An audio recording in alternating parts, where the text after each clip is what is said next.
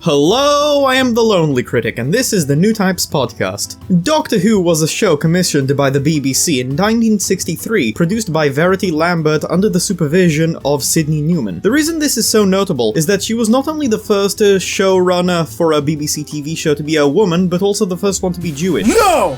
Bitch! This is a Blazblue Podcast now!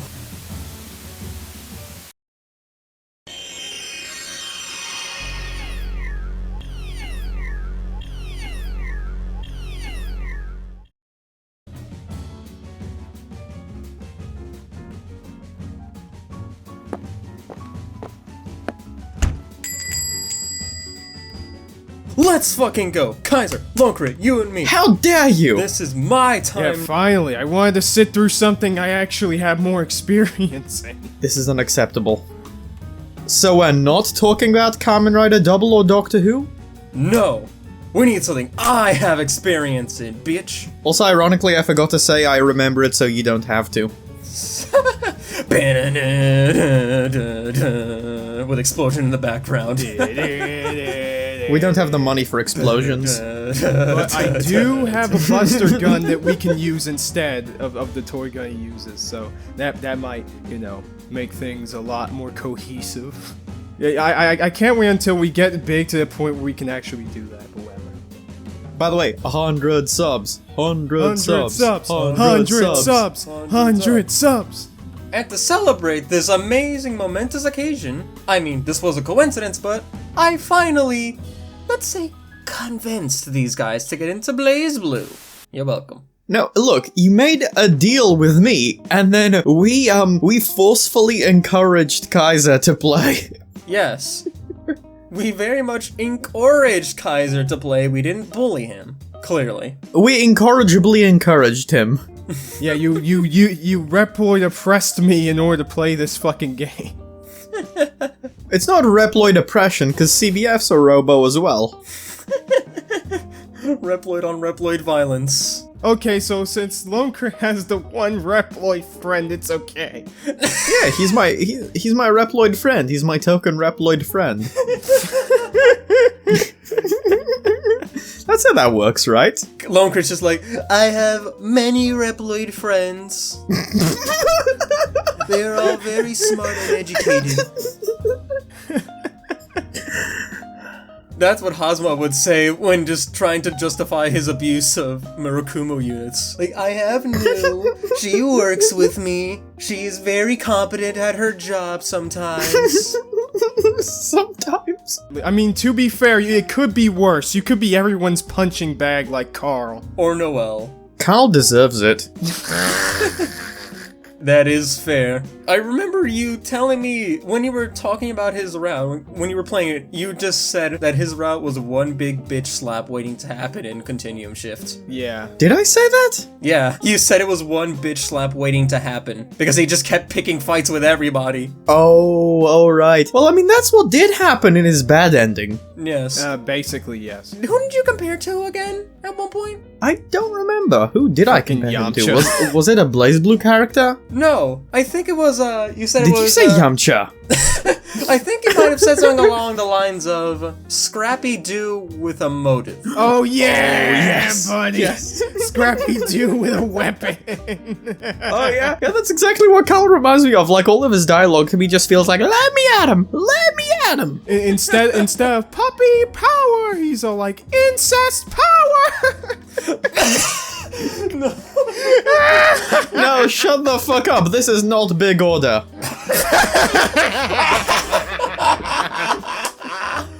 Oh. And as I'll remind everybody, that scene of the siblings getting their fuck on wasn't in the manga. Somebody saw that manga and was like, you know what? Needs more sibling fucking. And then a whole team of people agreed to it. 14-year-old fucking like, or 15-year-old fucking like 12-year-old or something. It's like, yes, this is what this needed. Yes. They were like, you know what Code Geass really needed?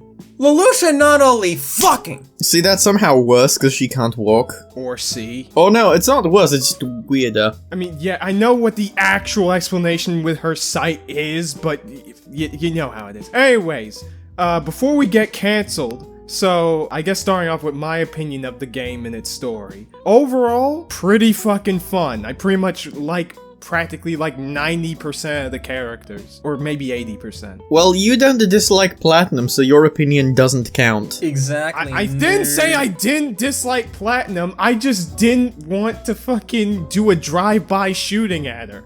Like you guys do. You see, and that's the problem. We have to put a hit on her. That's how it works. Oh, yeah, well, well, you see, this is the problem with the left, okay? This is the problem with the left. It's always one way or the other way, alright? Why you can't be moderate? You know what? We should just, like, put a Jubei mask, a Jubei Halloween mask on her, and then go to Hazama and be like, hey, yo, it's Jubei! He'd be very annoyed at us for tricking him, but at the same time, he'd still very much enjoy it. Before turning his blades at us. He'd understand that our concerns were valid. Yeah. But yeah, Kaiser, you're correct. This is the problem with the left. The left doesn't kill enough children. It doesn't target enough children. Okay, wait. That's why the NOL exists. Alright, hold to on, target brother. people. Wait a minute, brother. Yo, freaking Lone Crit's dick is rising up as you keep saying that, dude. Jesus Christ. Are you trying to do a Hulk Hogan impression? Yes. I can't stop laughing. No. At some point, once you spam brother enough times, you have to start saying the N-word like he did once and got canceled for it. What? No, but the better thing to do was to release a hidden sex tape that I had. Yes, so then we can have another annoying news website it just absolutely clapped. Yes. Drama Alert Nation. Yeah, you guys remember how Hulk Hogan sued Gorka and won, and they closed down? Oh, damn. It's nice to know that there is some justice in this world. And then WWE effectively purged him from their memory and website. But anyway, speaking of historical revisionism, let's talk about the NOL. The Ikaruga incident. Yeah, let's talk about the NOL and Blazblue, because that shit's pretty fucked up. Like, oh man, just imagine, you're in a city, right? It's going to shit. Then some 20-year-old or something prick with an ice sword shows up, cuts your face at an X, kills your master, and then it gets blown up by Space Genova. And then the NOL be like, nope, stop talking, never happened. Fake news. This is the Bang Shishigami experience. Yeah, buddy. No, I'm sorry. The Bang Shishigami experience. Because you have to say it in all caps like he does. Bang Shishigami? Bang Shishigami. Wait, the Bang Shishigami? Yes. The very great Bang Shishigami. Ah, yes. Do we stand Bang Shishigami? I mean... Yes, and... what do you mean, yeah? Yes, and... Where's the yes? Yeah, that's the perfect summation for how we feel about him in the first two games, Calamity Trigger and Continuum Shift. He's a joke, but it's funny.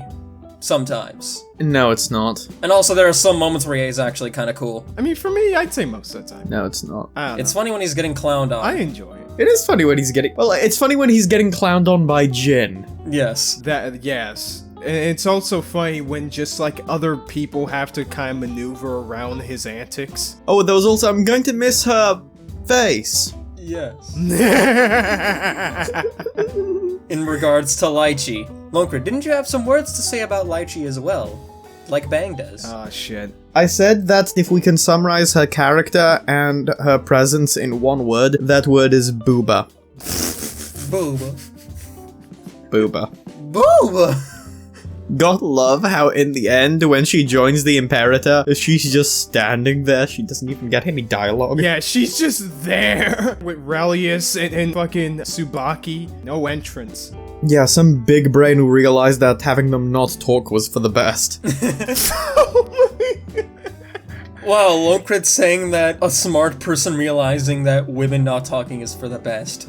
Massage a man at his finest. Well, look, the Imperator was talking. Okay, but she's a goddess. Like a literal one, sorta. Damn straight she is. She's also a queen. Okay, but she's also boring. No, she's not. Fuck you. But we can talk about that whenever everyone finishes Chronophantasma at a later date. Right now we're talking about the first two games, and on that note, let me actually wind back a little because we've been talking about Continuum Shift, but the extend part comes in. That's actually one of the reasons I would recommend people playing it over Calamity Trigger at this point, is that it comes with basically the story of Calamity Trigger, but without you needing to play every single character to get not only their good ending, but their bad endings, in like several other endings that also require you to not just win or lose in specific intervals, but often win with specific criteria, like using an astral finish or a distortion drive. But CBF, don't you know, it's not about win or lose, it's the path you choose. So let the journey begin. Pokemon.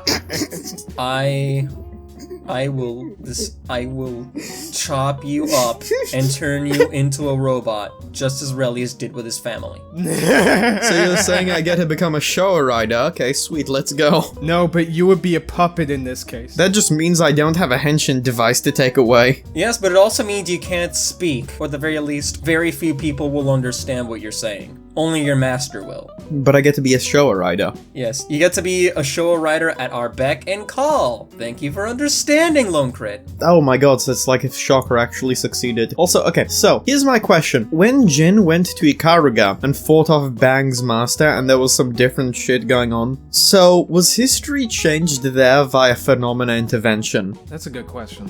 Let's see, I don't remember if that was the case or if it was just the NOL just using censorship tactics. Especially because we find out in Continuum Shift that the reason why a whole bunch of high-ranking members were suddenly deemed traitors and killed was all just manipulation just to not end the war. Until, you know, they blew the place up. Because I read on the wiki that there are major and minor phenomena interventions, and Takamagahara can do major ones, and the observers can do minor ones, and that can extend to retroactively changing things to make it so that things happened a different way. I think that's what I understood, and I remembered, I think it was was it the Amaterasu unit? Something anyway could do major and minor phenomena interventions, so then I'm wondering if somehow the Imperator did a phenomena intervention there to retroactively change the outcome of events to one where people were under the impression that the Ikaruga leader was hostile or something? I would rightly know. But at the same time, there's also another element I wish was actually in the games instead of just being side materials. Which is that after all of that shit transpired, the first thing Bang does is move his people to a safe location and start writing a textbook on all the atrocities that the NOL has committed. Oh, wow. Wait a goddamn second. Hold the fuck up. Bang can write? Bang Shishigami can write. Yes. He also really does not want Kokonoe to send french fries to Ronin Guy. What? He doesn't want Kokonoe to send French guys to Ronin Guy? French what guys. a racist. Well, he is the most hardcore Japanese character out of all of them. Makes sense that he's xenophobic. Can you just imagine if his way of expressing his Japaneseness is like Japan sinks? No. Oh my god. I would kill myself. That show was awful. No, I meant like the hardcore nationalists in Japan sinks. Oh no. Oh my. Listen, everybody in the audience, if you're gonna watch that show, A, don't watch it sober, and B, don't watch it alone. And C, don't watch it at all. Yeah, C, don't watch it at all. I swear to god, Bang only had one bit that I liked, and that's the bit where he was like, nah, you did what soldiers do to Jin, or something like that. I was like, what the fuck is this? Hashtag not my Bang Shishigami. Is that the part where, like, he was explaining to Jin why he didn't just kill him while he was down? Yes. Yeah, and just took him up to them. I think. And then at the end of that, he's just like, yes, I'm stupid, as you've said many times.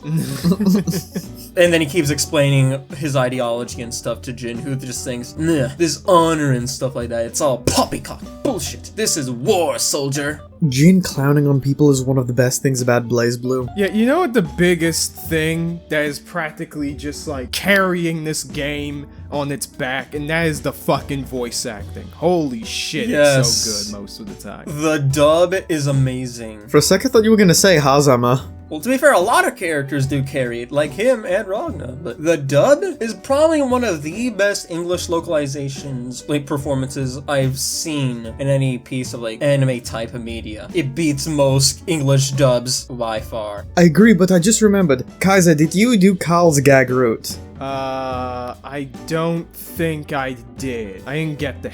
That's really unfortunate because it starts as wee was in Scoos and Chiz, and then devolves into some kind of insanity where a lot of the characters are just teachers or students in the school that Noelle and co went to, and Jin is there, and in this gag reel, he practiced his speeches to Ragna in an empty room when school's closed. And practiced his evil laugh. Like a fucking lunatic. Yes, that too. And then he's like, no, that's not quite right. And then he just does it again. Keep in mind that a majority of the things introduced in gag reels involving the characters, they're basically treated as canon. I mean, the interesting thing about, like, freaking Blazblue and all these different routes and stuff is that it seems that they're all real and not at the same time, because inherently the story incorporates a bunch of wibbly-wobbly, timey-wimey bullshit. You don't get to say that shit until you watch more Doctor Who. Oh, what, and I have to sit through another one of your presentations about it? You haven't even seen Blink, the episode where they introduced that phrase. Exactly, I am being transgressive about your timey-wimey bullshit.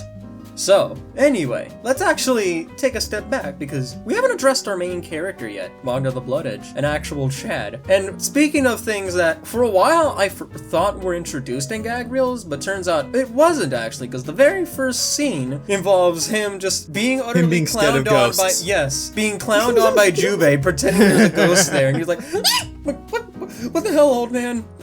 So yeah, the Grim Reaper, or as it's known in Japanese, the Shinigami himself, is canonically scared of ghosts. Yes. To be fair, it makes sense because Terumi was a ghost and he burned down his orphanage and is responsible for so much about his life. But still. No, didn't he have his whole body when he did that? He was showing have his body in the cutscene. At the very least, it looks sort of like incorporeal at the time to Ragna.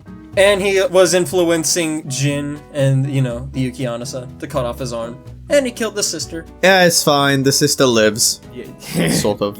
Technically. His actual sister lives, not the person taking care of them. Oh, okay. No, I thought it was the person taking care of them. Sort of. No. To be fair, you're also partially into Chronophantasma where she's back, but there's a whole bunch of explanations for that. Yeah, that's what I'm talking about. No, but we'll get there. But yeah, Ragna, right? Aside from just the amazing performance by freaking Patrick Sates throughout the game that I really enjoy, and just the lines they give him in general, the one thing that I appreciate probably the absolute most about the guy as a character and the way he's framed is that here's the thing. With all the fucking anime bullshit that is seemingly attached to him, Ragna is one of the normal ones.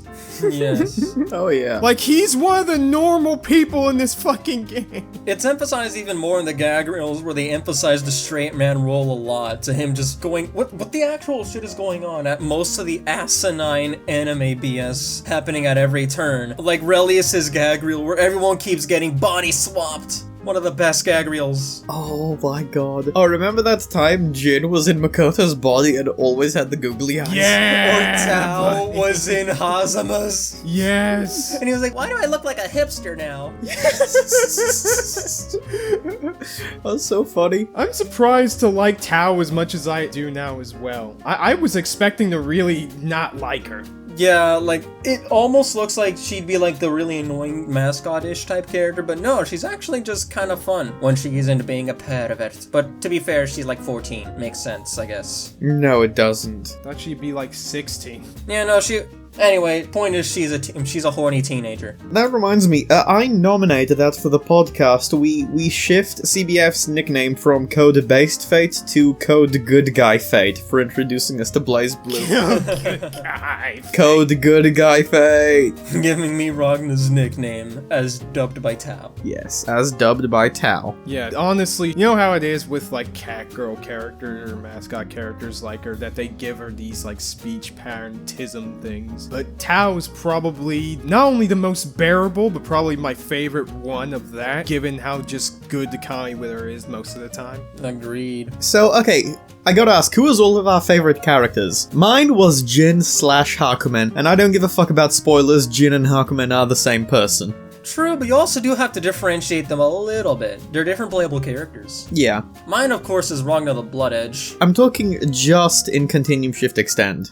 To be fair, alright, if it's just Continuum Extend, it's a bit of a closer battle between him, Hakumen specifically in his route, and Hazama. Okay, well, here's the thing though. Jin and Hakumen both got mega goated moments. Yes, that is true, but honestly for me, I mean a similar mindset as CBF here, but it's a three-way tie, the best kind. Now, my three-way tie is Ragna, Terumi, and Rachel. I absolutely love the three of them. Those are the best. And maybe Kokonoe. Rachel and Kokonoe are queens. Yeah, I was gonna say, Rachel above Kokonoe is something I do disagree with. I like Rachel fine in many instances, but Kokonoe, for me, gets the most laughs, and doesn't cross over nearly as much to the point where it becomes a little bit upsettingly dickish she can be. At least in regards to Ragna. Whenever she's climbing on everyone else, it's perfectly valid and fine. I used to like Rachel more, but as of playing Chronophantasma, now I like Kokonoe a bit more because she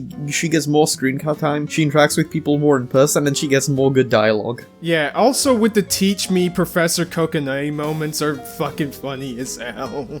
Yeah. I typically go through those pretty quickly, but they are amusing. Yeah, I got the bad route for Makoto, who's DLC and isn't required and everything. The squirrel lady, voiced by... Your DLC are not required or anything. I mean, he is one of the core founding members of this podcast. Meanwhile, Makoto got the most messed up bad ending out of anyone in the game. Oh yeah, absolutely. Like, honestly, even worse than Carl's. Really was Makoto's ending. Basically, Relius bad touches her brain, her mind, and plucks out every awful memory about her. So her soul will just shatter into despair. Just like, imagine you're cornered, and a guy just comes in, grabs your brain, and it's just like, alright, I'm gonna pluck out all the bad things you have repressed, all the bad memories you have, all the ill feelings you keep about your friends, just like in the down low, all the suspicions, just everything that made your life suck, just bring it out to the forefront, and rub in your face. Okay, the way you said that originally, I thought you meant like he removes them and makes her just like a happy-go-lucky husk or something. Yeah, no. No, but this is still pretty fucked up. Like, and the way it was done was excellent. I really liked it, but Hey, after speaking that... of being bad touched. No, wait.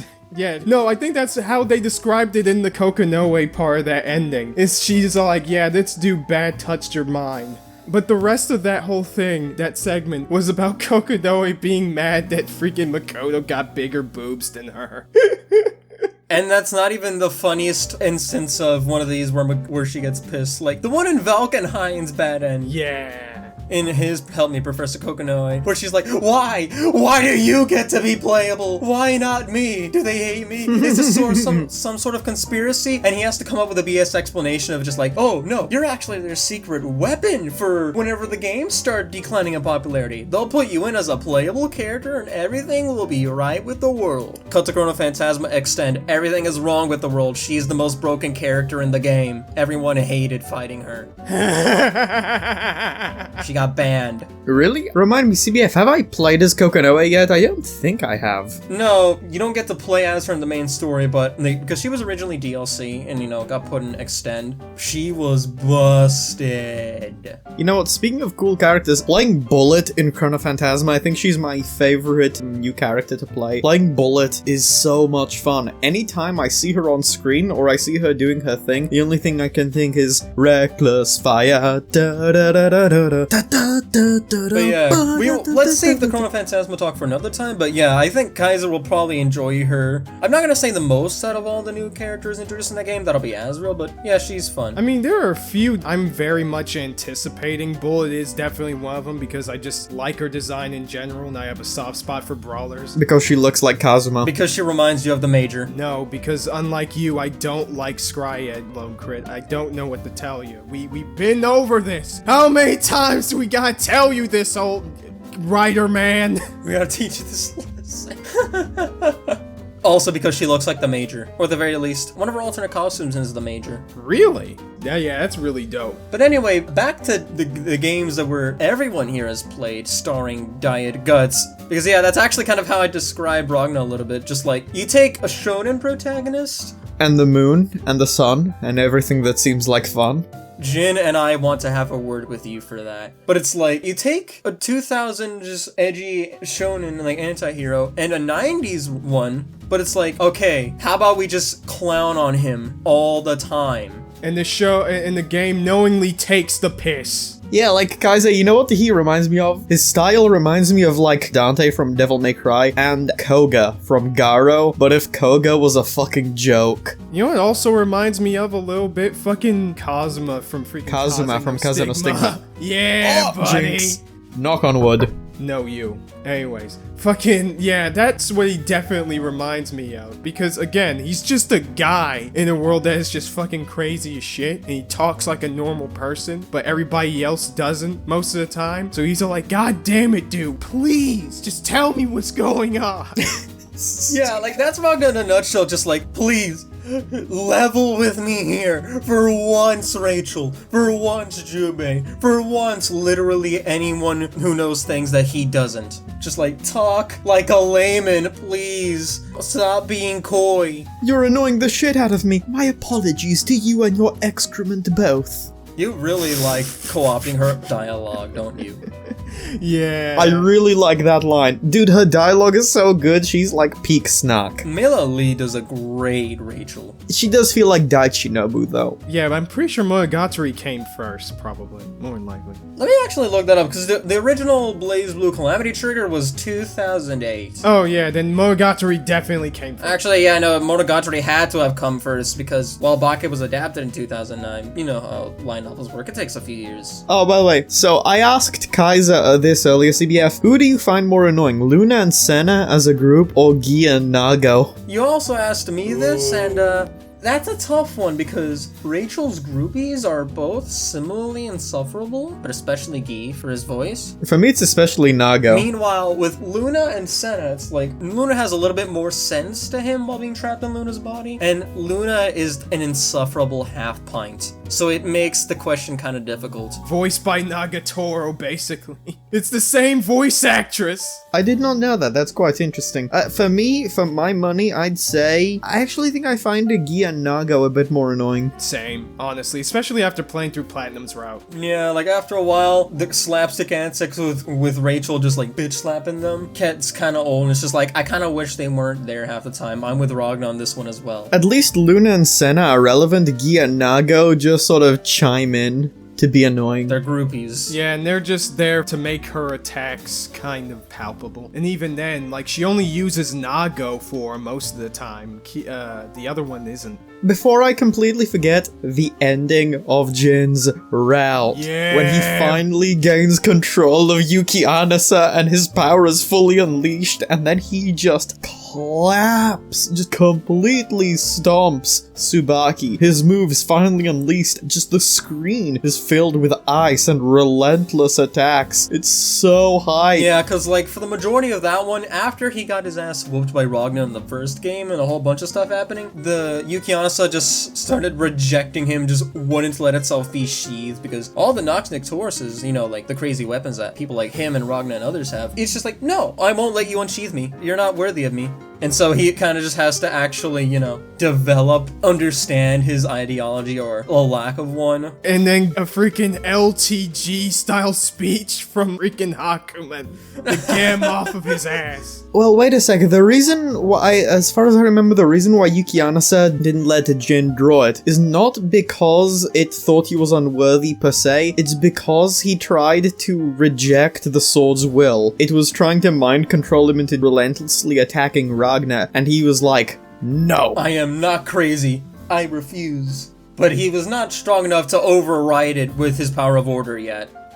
Yeah, and then it's like, fine, you just don't get to use me at all. One of my favorite bits in that route is, draw your sword. What? Do it, pussy. Ragna's just like, hey, you can't beat me, but alright, draw your sword.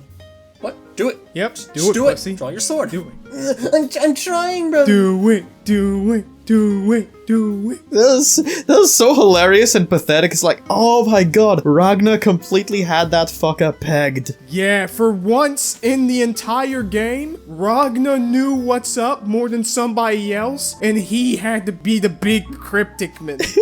And that was so fucking, as funny as it was actually heartfelt. And then he actually explained what was going on afterwards to the best of his ability, but it's like, alright, Jin, this is how it feels, Jin.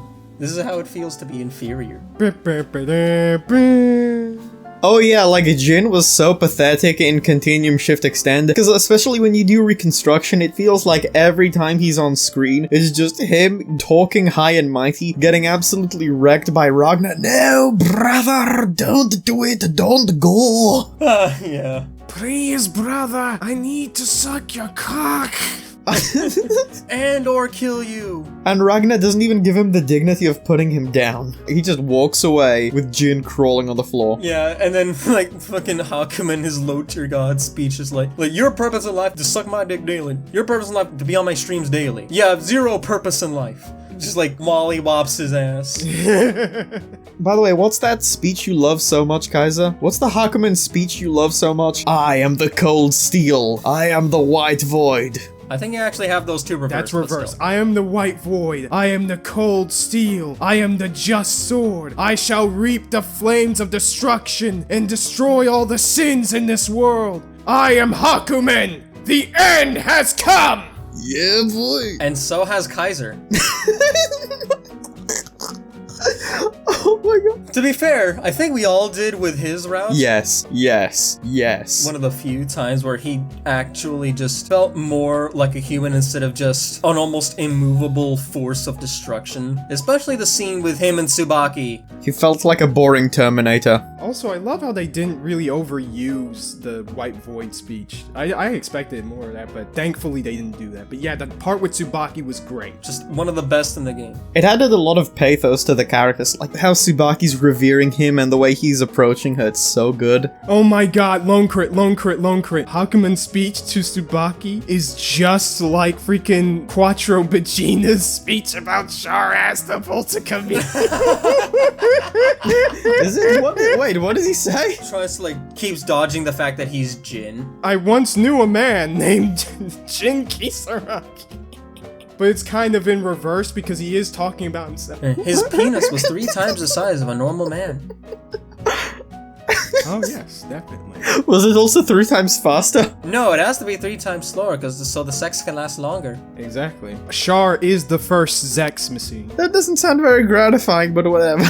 If it's too fast, that's a bad thing. Maybe he can last 3 times longer. Exactly. He has to last 3 times longer.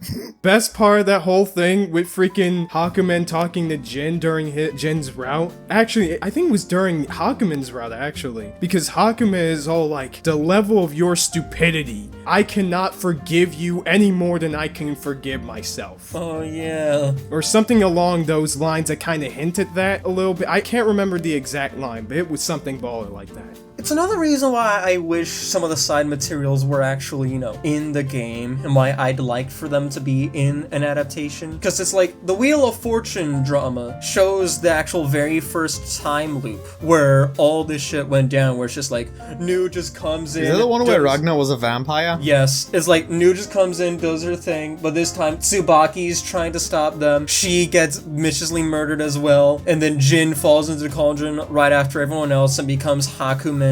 So it's like, he failed to save Tsubaki, so now he hates himself for it, and dedicates his life to trying to destroy any remnants of the Black Beast like Ragna or New, who was the antagonist of the first game. Because, my good friends, instead of being a bro-con, he realized the value of having a girlfriend, and when he found out, they vanished right before his eyes. And now he dedicates his life to killing his brother. He dedicates his life to being a white knight. Yes! For the one that got away! One day I will reap the sins of the world and I will be your destruction, CBF. Speaking of sins of the world, what do you guys actually think of New? One thing I'll say is that some of what makes her interesting was sadly cut out. I like her dialogue. Yeah, sadly some of what was interesting about her does get cut off because, they're not going to show her around in Reconstruction, but I do encourage people to go about it. It shows a bit more into just how lost she is, how lonely she is, and just why she is kind of insane. I love the sexual innuendos, honestly. Yeah, there are a lot of them. They're really funny. They're really funny. Jesus Christ. Weaving between being genuinely creepy, wow, we're doing this, are we? To the point where it's funny. Yeah, buddy. Yeah. By the way, lambdas are out. Yeah. Hey, yo. Yeah, just showing why being a Murakumo unit is fucking awful. Yeah, and then you get a Chronophantasma, and then you get the way Kokonoe treats Celica, and it's like, bro, what the fuck? Why couldn't have Lambda gotten that treatment? Again, it's as I told you, it's like between the first child and the second. You fuck up with the first one, and then with the second one, you know what you're doing. Exactly. And I can say this as someone who's had multiple siblings. Is this why older brothers tend to hate their younger brothers so much in these types of games and media? By the way, okay, which is our favorite moment of Hazama, like, mind bad touching somebody? For me, it's when he absolutely destroyed Carl. Wait, Hazama specifically, or Aurelius? I think you're talking. Yes. Yeah, Hazama. Carl's batting and just like tears up his sister right in front of him, even worse than New did in his bad That was ending. amazing. Yeah, that was great. I actually saw that online. That was fucking incredible. Yeah. My favorite one was when he was absolutely just. It's like he grabs him and then talks down to him and just tosses that little shit into the cauldron. Yeah. Look at your sister, little bitch. Yeet! This bitch empty. Yeah. And then he doesn't go into one go, he just sort of gets absorbed in it. It's like, yo. Yeah, Jesus Christ. His dialogue when talking down to him too was so good. Yeah, my favorite one was when he was absolutely just shitting all over Noelle. Yes. That was also great. Cause like his whole thing was that not only was he shitting on Noelle, but he was just also shitting on the scientists who created her and humanity as a whole, but not in a super like, oh, pretentious Final Fantasy way, but like you have freaking Joe Rogan on the screen just shitting on a bunch of people for like 10 minutes. Just absolutely just shit-talking everyone, just how stupid they are. And how much everyone wants Noelle's existence dead. They're all just idiots, and Noelle, you're a doll. You're not a real human, Pinocchio. You weren't even supposed to be born. You have no purpose. Oh, don't you just love when he fucks with Tsubaki in her route and he's like, you know, if you think about it, this is all Noelle's fault for existing. That was in Hazama's route that he did that. Yeah, with Noelle's like, you have no value. You serve zero purpose. You should kill yourself now. But after you kill Amaterasu first. I need Robo-God gone. Yeah, oh, by the way, so we didn't mention the ending of Calamity Trigger Reconstruction. I loved it. I really love how the solution to the issue, the one timeline where everything gets solved, is sibling love that transcends present lives. Yeah, because for those not in the know, Noelle, along with New and a whole bunch of others, are technically clones of Saya, but she's the one that's most resembles Saya, and therefore has the most memories, so she kinda unconsciously recognizes Ragna as the older brother. Jesus, if you think Kingdom Hearts was weird with all the clones, oh, buddy. Yeah, and then just New falls right into the cauldron, alone, and it's like, Maybe I shouldn't have stabbed both my spine and his to fall. Could've regenerated it. hindsight is 2020. Yes. Hindsight is 2020, and then suddenly your soul gets jammed into another unit who had her memories wiped. Well, shit happens, you know? Yeah, shit happens. Like when they had to sacrifice themselves because Ragna was getting his ass clapped by Hazama. Yeah, oh, also, the whole thing with Noelle, like, saving Ragna and then being like, Baka! Baka, baka, baka, baka, baka! That was adorable. I really like that. I thought that was really sweet. I really like how Saya's love for Ragna transcends her death and just moves past Noelle, who Noelle is in the present, to reach and help Ragna, and how Ragna unconsciously recognizes Noelle. I think, like, Saya and Noelle, I think that's really sweet. Until the second game is like, okay, she was never actually dead. Turns out, now, she's the Imperator, Izanami, the goddess of death. And everyone's like, what the fuck? What is this? Especially Ragna. Wait, isn't Izanami like another clone? Well, yes, but it gets more complicated. But as far as he knows, it's like, that's Saya's body. Why is she here? What is she doing here? Izanami certainly likes playing that card. Yes, you'll see that in Chronophantasma as well, Kaiser. Oh yeah, that offer that Izanami makes to Ragna, it's just like...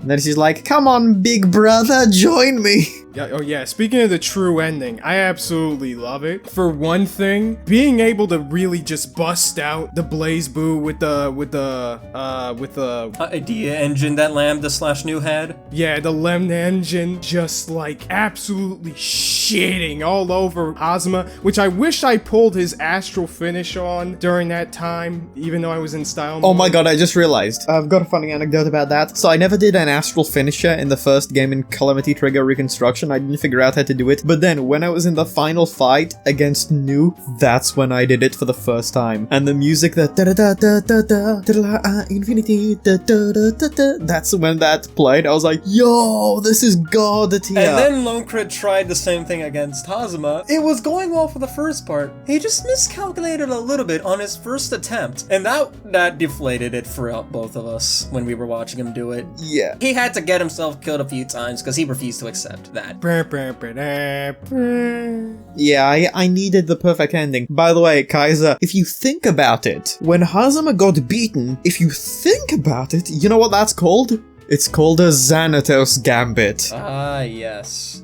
Plan B. Oh, yeah. In the event that I get beaten by Ragna, I know he will beat Mu, and therefore, since Takamagahara will be just too busy looking at that, like that one image of those 4 guys going, yo, on the couch. Yeah. I'll just be able to slip in and infect them with a computer virus. And take all of their power like I'm fucking Dr. Doom draining power from the freaking Silver Surfer. Yeah, right, you just get a pop-up and it's like, you have Hazama. And it just has the Troll Zama face on it. You just been struck by green criminal. But yeah, like, I thought you'd like the mention of the Xanatos Gambit. Yes. Yeah. Hey, if I win, I win. If I lose, I still win. Still win, yes. It's like, sure, it's not supposed to happen like this, but it still happened. And also, he got to watch Ragna cry like a bitch, because why would she risk her life for me? Why would she save me? No. Problem is, he also got bored because people were being sappy, and it's not anything to do with Hazama. He's like, hello, I'm over here. And then Ragna just gets even more pissed at him than ever. Just gets the woke eyes like, bitch. I love the end of that scene where it's just like, time to die, you degenerate son of a bitch. Or even the moment beforehand where he activates the Blazblue again, and Hazama's like, we went through this! Are you stupid or what? Activates the idea engine. What? Stupid! So like, he literally answered his own question. Yeah, that was so good. Oh my god. But yeah, overall, I guess, since we've been in on this for like the longest time, I will say that overall, Continuum Shift Extend, base game. If it hadn't been for the fact that you have to play all the characters and some aren't just kind of mad than others. Don't worry, they sidelined that in Chronophantasma. Yeah, that's what you told me, and I'm super glad about that. But otherwise, gameplay's pretty fun, story's mostly good. 7 out of 10 game. There you go. It's good enough for them to hang on. It's like a framework to hang on all the good shiz. Oh, by the way, I just love how we didn't talk about Lychee. Lychee, her story is like, it's never one of the better ones. Same for Carl's. But yeah, I do like how with each passing game, they streamline the format more and more. Like Calamity Trigger, you have to do all the characters and you have to get all of the endings, every last one of them, which requires certain criteria to be met under different circumstances. Continuum Shift. Okay, you have to do all the characters, except for the DLC that gets introduced, but you don't have to do all of the endings. Just like one canon one, but you can do the others if you want to. Then Chronophantasma was like, we just have 3 routes. And on top of that, when you reach a certain level of progress in one, you get a cutoff point where you have to do the rest, so everything's always on the same page, and you basically avoid completely min-maxing. Okay, that's cool. And one is the 7 heroes. 6. I'm sorry, the 6 heroes. Yeah, one's Sector 7. I accidentally mixed those up. And the last one is just called the Chronophantasma route. And then there's Central Fiction, which is like, alright, let's just do one thing. Let's just have episodes with chapters. It's like a movie. Just like one thing. So it's like Calamity Trigger Reconstruction. Yes. I'm surprised they didn't make the 6 heroes the 7 heroes. I will say, technically there's a 7th Oh my one, god. but he's forgotten. A fucking Corsi. No one knows about him. Who are you talking about? Are you talking about like Ragna's predecessor? I have an idea what that You'll might be. find out. No one knows. No one knows except for the people who know, who are Celica and that person. Actually, on that note, speaking of Lychee, time for me to do my own Teach Me Miss Lychee segment right now, because I'm gonna tell other people how you get into this game. 1. Skip the first one? Yeah, skip the first one unless you're good enough at fighting games that you're just actually willing to attempt all of them, or unless you're willing to look up a guide. And if you're not willing to do that, like, of course, Lone Crit and Kaiser probably wouldn't want to do, so they didn't. I was like, alright, Continuum Shift Extend. You have the story mode, the bulk of the relevant information from Calamity Trigger, and then all the stuff in Continuum Shift. And, most importantly, for each of these games that you play, do the Teach Me Must Lie cheat. Never. Because you will understand the context and the lore way better than if you were to only ever play the story modes. Unless you just want to look up the wiki, which that's nowhere near as fun. And then, from then on, you can do the other games. Oh, and also, after you're done with Calamity Trigger Reconstruction, look up news routes. And then some of the other stuff you missed here and there, because some of that's fun. Like Arakune, who we didn't talk about even once, was relevant to Lychee's story, where it's just like, oh, you get these tapes to show his descent into madness. Well, Arakune, honestly... He's creepy, but it's part of Lychee's story, and that's never one of the more interesting parts.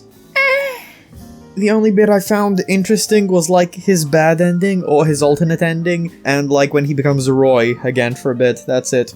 I also like his bad ending in Calamity Trigger, where he's about to devour Ragna, and New just comes like, what happened? Sees this, I will make you feel eternal pain. Cuts to black! By the way, I just love how we didn't talk about Lychee, because she's not worth talking about. We talked about her as much as we talked about Platinum, who is also not worth talking about.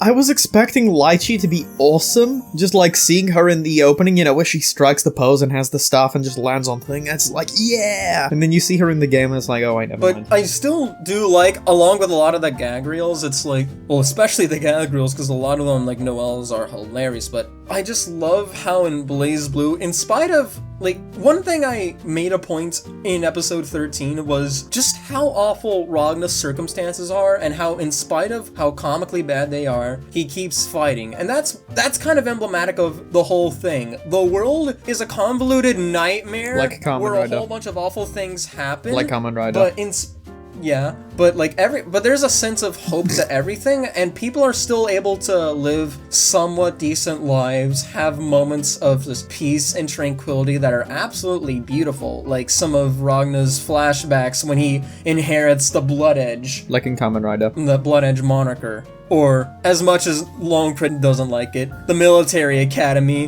when we was friends and shiz. Back when Skule was cool. No. Oh yeah, we didn't even do the we was friends and shiz. By the way, I nominate the joke title for this episode just as we was friends and shiz. I will reject that, but still. And also a lot of what Tao has to offer, because, yeah, Tao is...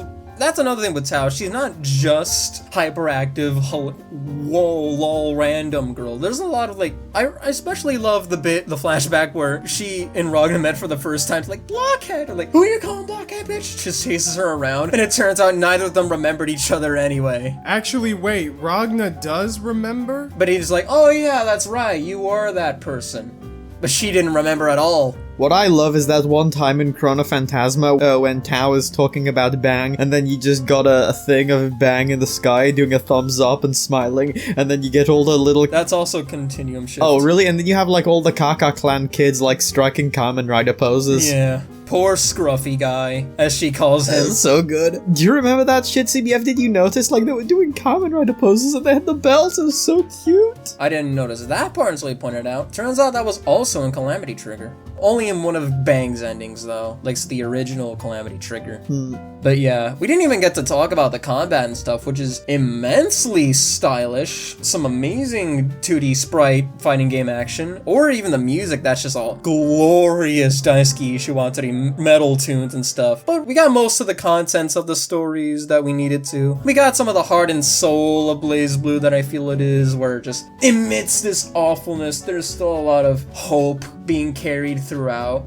And just moments of beauty. Oh yeah, also so much of the music is so good. I swear to God, I was not liking Tsubaki until her theme plays, Justice Wings, and I'm like, Oh my god! I also love how we hardly talked about Tsubaki at all either. Lone Crit not liking Tsubaki. Lone Crit after hearing Tsubaki's theme. Yeah, like honestly, hearing Tsubaki's theme and then hearing Jin's theme is like, and I was like, yo, as my eyes grow bright red. Yeah, a lot of the themes in this game are just, on these games are great. Kaiser, whenever we get around to talking about Chronophantasma, remind me to ask y'all if y'all prefer the original variations of these themes or the Chronophantasma onwards variations. Well, I prefer the second version of Condemnation Wings. I'll take a good listen to him when I can, yeah. But yeah, man. Blazblue, it's convoluted and crazy, but there's so much to love, honestly. Like Kamen Rider. So, CBF, you finally got a person, a human being, a flesh and blood human being, because robots don't count, after so many years, to play Blazblue. How do you feel? I feel like how Ragna probably would have wanted to feel getting his revenge on Hazama before he learned that killing him just doesn't mean anything because he has a lifelink. What I mean to say is I feel good. So you're very satisfied and feel like there's some justice in the world. Yes, some hope in this bleak, awful world. Like Kamen Rider. Like Mega Man. And Mega Man, yes. So yeah, as for my concluding opinion on Blazblue, Continuum Shift Extend, and Calamity Trigger Reconstruction, I thought it sucked! Oh no. Oh no. Unstable wrong think confirmed. System logical inconsistency noted. Build. System will now transfer to phase number 729. Forcing continuous phenomenon reset. Now. Reset sequence initiated. Will re-establish system contact Let's after try to salvage reset. this by talking about Kimetsu no Yaiba!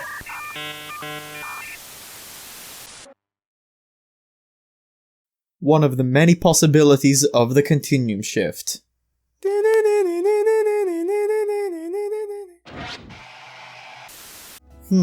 That's weird, I just got an off feeling. Oh well, my opinion is Continuum Shift Extend and Blazblue Calamity Trigger are absolutely fucking fantastic. Like a YouTube abridged taken to the absolute zenith of its quality. Extremely charming, fantastic dialogue, great music, really cool story, surprisingly good world building, and very frequently extremely charming, endearing characters and interactions. Definite recommendation from me. 100%, yes. Yeah. Man, and I will get to Kamen Rider eventually. We might do a podcast on it. Coming to a podcast near you, to a YouTube near you, but man. Anyway. Oh shit. Fuck. What? Yeah, no, I'm starting to feel what you were talking about with that headache about the Continuum Shift. Anyway, see you guys next time, when we won't be talking about the Blaze or the Blues anymore. Kamen Rider Double, let's fucking go.